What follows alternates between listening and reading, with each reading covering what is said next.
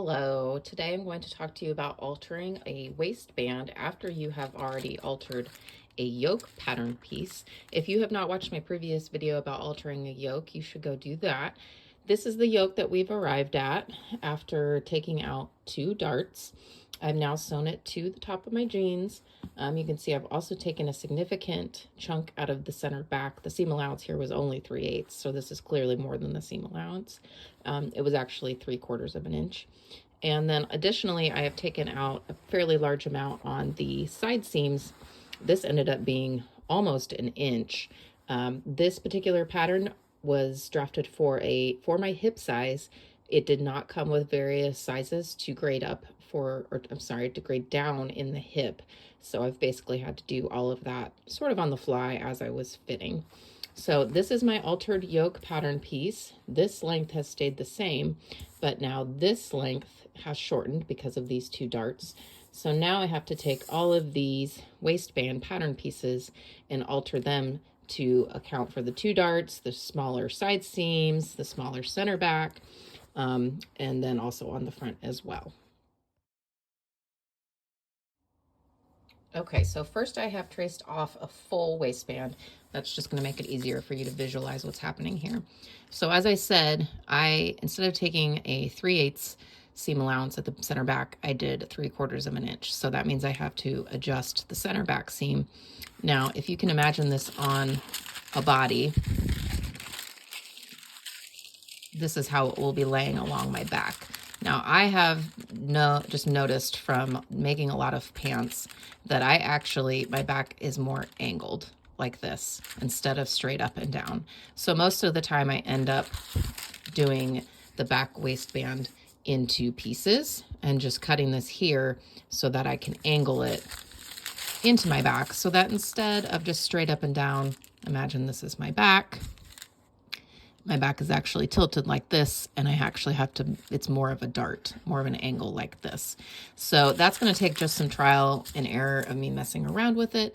So I am actually going to cut this in half and then just sort of adjust in the angle. But I also know that I need to do nearly an inch on the side seam. This is a side seam.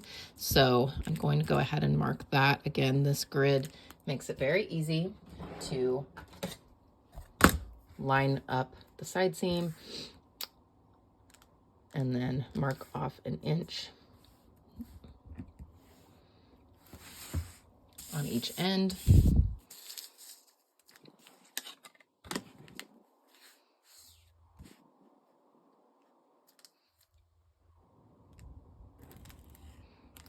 And now, because this is the back, we also need to remember that this length from here to here is going to be reduced by a 1/2 inch in 2 places. That's because I took a 1/2 inch out here in here. And so the easiest way to do this is to, instead of doing a dart like this, you can just slash it and then overlap the pieces a 1/2 inch. Again, this is something that may take some trial and error, just depending on the shape of your body. That is why I never cut my waistband out of my real fabric. I always wait until this stage of the pattern or of the sewing.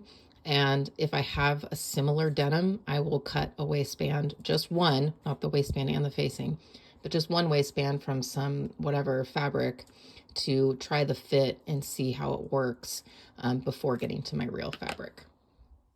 Okay, I need to take a 1/2 inch in 2 places out of this. This is now the back waistband. I have added a center back seam and then the 3/8 seam allowance that is used in the rest of the pattern.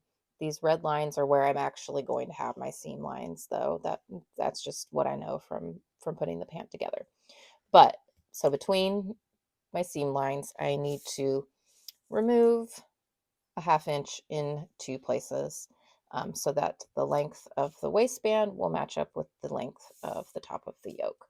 So I've got my grain line lined up here, and I'm pretty much just going to pick 2 spots that roughly correspond with where this is, where the darts are, So I'm going to go just here, lining this up. And then another one over here. And I'm going to do this along the grain line. It's going to cut through this curve. And then I'm going to cut on these lines. I'm going to start with the easy one. So you can see I'm going to remove a 1/2 inch. So this is a 1/2 inch here. I'm going to cut on this line and move this piece over a 1/2 inch. Let me get some tape.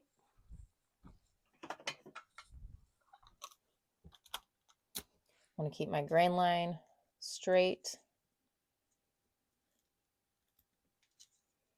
And then overlap this, the 1/2 inch. Now these still look, this curve, these two curves still look pretty good. So I'm not going to do anything else with that. I'm going to cut on this one. Hold on, let me mark the 1/2 inch.